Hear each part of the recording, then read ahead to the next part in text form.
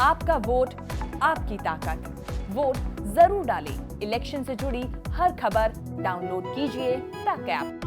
ये ऐसी सरकार थी जिस सरकार ने सरकारी अस्पतालों में कोविड काल में वो कोविड किट की दवाइयां बांटने के बजाय उन पर रोक लगाई कि उस पर किसी पूर्व मुख्यमंत्री की फोटो छपी थी।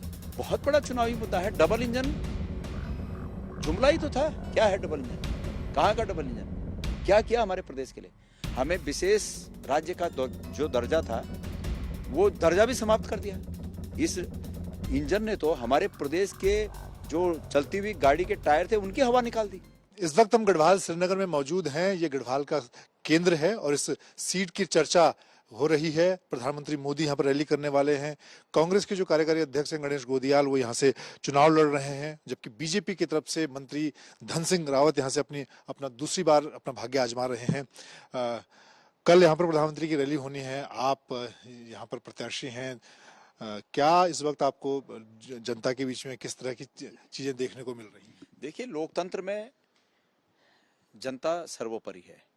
जनता अपने मत के आधार पर ये जनादेश देती है कि उनकी इच्छा में कौन विधानसभा में उनका प्रतिनिधित्व करने के लायक है।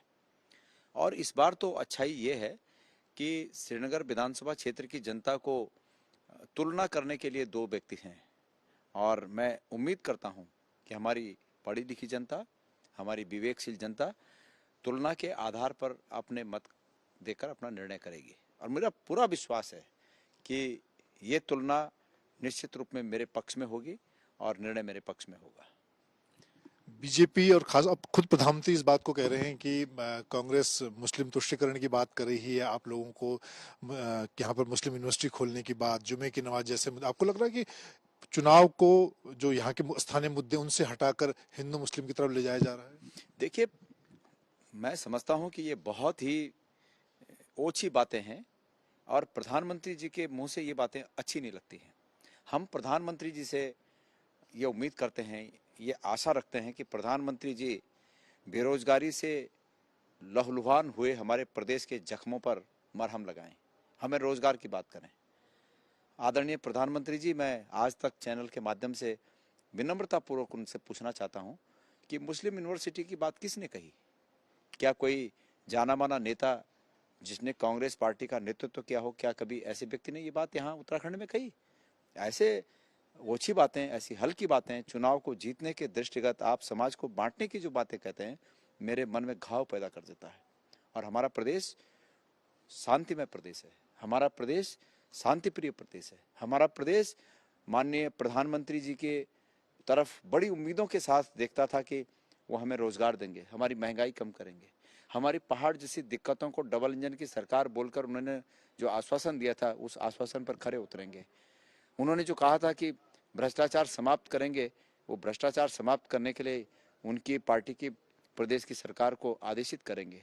अफसोस कि उनके मंत्रियों ने 5 साल में 30 गुना अपनी संपत्ति बढ़ाई, एफिडेविट वहां पर लगे हुए हैं। उसके बारे में मैं उम्मीद करता हूं कि प्रधानमंत्री जी कल यहाँ पर कुछ बोलेंगे। प्रधानमंत्री जी इसके बारे में कुछ कहेंगे कि कोविड काल में जो अपनी नौकरियां छोड़कर लोग घर आए, उनके खातों में कुछ राहत देने के बजाय भारत के राजस्व से निकला हुआ 20 लाख करोड़ उन बेरोजगार साथियों के हित में ना आकर, उनके हक में ना आकर बड़े बड़े उद्योगपतियों के हक में गया। इस बात के जख्म पर कुछ बात कहेंगे कि भाई क्यों उन्होंने ऐसा किया। मैं ये उम्मीद करता हूं प्रधानमंत्री जी से। और ये बातें हिंदू मुस्लिम, मैं प्रधानमंत्री जी से पूछना चाहता हूं, आदरणीय प्रधानमंत्री जी, ये वो देश है कि जिस देश में जब किसी भी जाति धर्म का व्यक्ति बीमार होता है और उसके शरीर को बचाने के लिए, उसके जीवन को बचाने के लिए रक्त की जरूरत पड़ती है, तो रक्त चढ़ते समय किसी की जाति नहीं पूछी जाती कि किस जाति का रक्त है। वो उसकी जान बचाने के मकसद से किसी भी जाति का रक्त हो, व्यक्ति किसी भी जाति के व्यक्ति का खून हो, वो खून चढ़ाया जाता है। उस समय जाति नहीं पूछी जाती। और जब शरीर में चढ़ने वाला खून उसकी कोई जाति नहीं है, तो वोट देने के समय माननीय प्रधानमंत्री जी अगर जाति की बात कहेंगे, धर्म की बात कहेंगे, तो ये सिर्फ और सिर्फ हमारे भोले भाले समाज को छलने के अलावा कुछ नहीं है, ठगने के अलावा कुछ नहीं है। आज बीजेपी ने अपना घोषणा पत्र जारी किया, संकल्प पत्र। उसमें कहा कि कांग्रेस सिर्फ 4 काम की बात कर रही, हम 25 काम करेंगे। यहाँ पर हमने तो 1000 कामों का जिक्र किया है, लेकिन उसमें से 4 मुख्य काम जो उत्तराखंड की सबसे बड़ी समस्या है उनको रेखांकित किया है, उनको हाईलाइट किया है। और हमारा संकल्प है 25 काम 5 साल तक सरकार थी, किसी ने रोका था? मैं पूछना चाहता हूं यहाँ की सरकार से, कोविड में क्या स्थितियां थी? कोई गांव ऐसा नहीं बचा है जिस गांव ने उस बुरे दौर में अपने प्रियजनों को नहीं खोया है। और नेगी जी, मैं आपको बताऊं, ये ऐसी सरकार थी जिस सरकार ने सरकारी अस्पतालों में कोविड काल में वो कोविड किट की दवाइयां बांटने के बजाय उन पर रोक लगाई कि उस पर किसी पूर्व मुख्यमंत्री की फोटो छपी थी।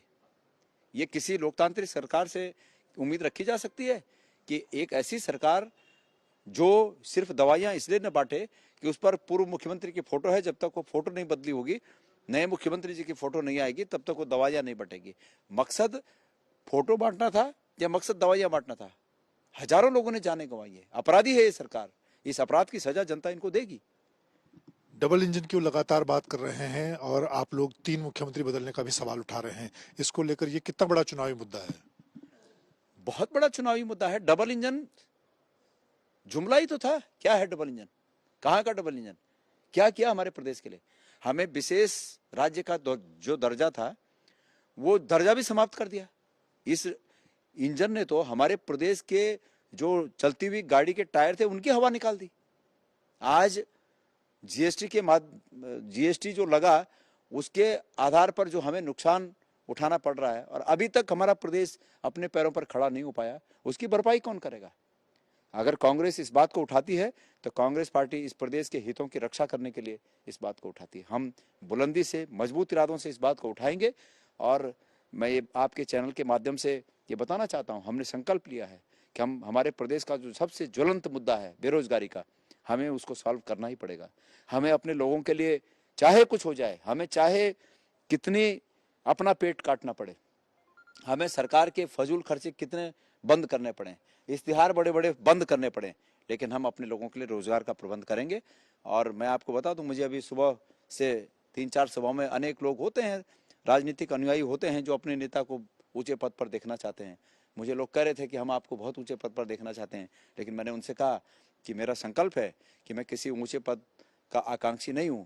मैं चाहता हूं कि मैं इस सरकार में महत्वपूर्ण रोल अदा करते हुए इस प्रदेश को बेरोजगारी से मुक्ति दिलाने का मार्ग प्रशस्त कर सकूं, इस प्रदेश को बेरोजगारी से मुक्ति दिला सकूं, हमारे बेरोजगार भाइयों को रोजगार से नवाज सकूं, यही मेरा संकल्प है। एक आखिरी सवाल, आपको लगता है कि बीजेपी को ये लगता है कि प्रधानमंत्री मोदी के सहारे दोबारा वो जो 20 साल से एक बार कांग्रेस एक बार बीजेपी का मिथ है कि दोबारा वो सत्ता में आएंगे? देखिए, ऐसा हो सकता था अगर प्रधानमंत्री जी 5 साल में इस प्रदेश की सुध लेते। एक मुख्यमंत्री 4 साल तक रखे और उसके बाद उनको हटा दिए, तो प्रधानमंत्री जी कल उम्मीद करता हूं कि इस बात का जिक्र करें कि वो सफल मुख्यमंत्री थे या असफल मुख्यमंत्री थे। अगर वो सफल मुख्यमंत्री थे तो क्यों हटाया, और अगर असफल मुख्यमंत्री रहे तो 4 साल तक उनको झेला क्यों, इस प्रदेश का नुकसान किया क्यों, और उसके बाद बिना सोचे समझे दूसरा मुख्यमंत्री बनाए। वो 4 महीना 3 महीने कुछ टिके, वो 3 महीने में ही निपट गए, 4 महीने में ही निपट गए। तो प्रधानमंत्री जी, ये तानाशाही नहीं है, ये लोकतंत्र है। इस लोकतंत्र में हर एक स्टेप सोच समझकर उठाने की आवश्यकता थी उनकी पार्टी को, तो ये जवाब देने चाहिए। मैं अगर उस जगह पे, हालांकि न तो हम उस लायक है न तो हम ये इरादा रखते हैं, लेकिन ऐसी जगहों पर मैं होता तो मैं जवाबदेही के साथ ऐसे प्रश्नों का उत्तर देता। लेकिन अफसोस कि आज तक जितने भी हमने स्थितियां देखी, माननीय प्रधानमंत्री जी ऐसे ज्वलंत मुद्दों पर अपनी बात नहीं रखते हैं। कल भी आएंगे तो भारी भारी जुमले बोलेंगे, दो चार बातें ऐसी कहेंगे कि जो यूनिवर्सिटी है उनकी, व्हाट्सएप की यूनिवर्सिटी, उस यूनिवर्सिटी में वो 2-4 चीजें कुछ दिन तक छाई रहेंगी और अंततोगत्वा उत्तराखंड के हक में कुछ नहीं आएगा।